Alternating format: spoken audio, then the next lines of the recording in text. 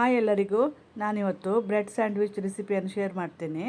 ಇಲ್ಲಿ ಮೊದಲಿಗೆ ಚಟ್ನಿ ಮಾಡಬೇಕು. ಚಟ್ನಿಗೆ 1 ಮುಷ್ಟಿ ಆಗುವಷ್ಟು ಕೊತ್ತಂಬರಿ ಸೊಪ್ಪು, 1 ಮುಷ್ಟಿ ಪುದೀನ ಸೊಪ್ಪು, 3 ಕಾಯಿ ಮೆಣಸು, 1 ಇಂಚು ಶುಂಠಿ, 10 ಎಸಳು ಬೆಳ್ಳುಳ್ಳಿ, ಇದನ್ನೆಲ್ಲ ನಾನು ರೆಡಿ ಮಾಡಿಟ್ಟಿದ್ದೇನೆ.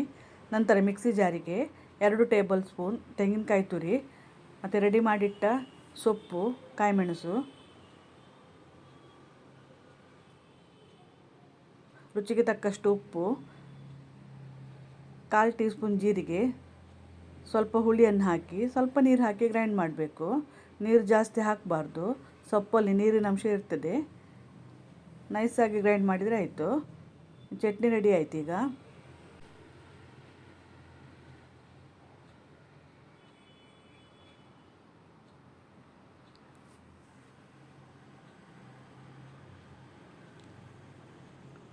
ಈಗ ಚಟ್ನಿಯನ್ನು ಬ್ರೆಡ್ ಸ್ಲೈಸ್ ಮೇಲೆ ಚೆನ್ನಾಗಿ ಸ್ಪ್ರೆಡ್ ಮಾಡಬೇಕು.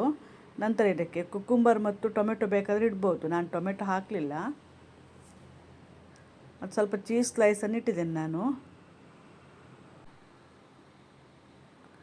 ನಂತರ ಕಾದ ತವ ಮೇಲೆ ಸ್ವಲ್ಪ ತುಪ್ಪ ಅಥವಾ ಬೆಣ್ಣೆ ಹಾಕಿ 2 ಸೈಡ್ ರೋಸ್ಟ್ ಮಾಡಬೇಕು.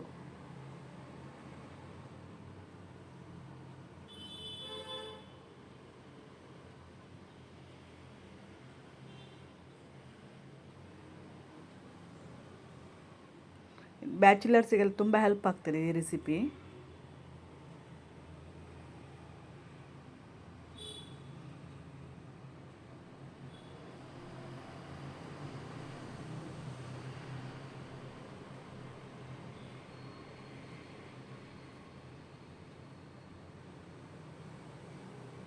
ನಿಮಗೆ ಈ ರೆಸಿಪಿ ಇಷ್ಟವಾದಲ್ಲಿ ಲೈಕ್, ಶೇರ್, ಸಬ್ಸ್ಕ್ರೈಬ್ ಮಾಡಿ. Thank you for watching.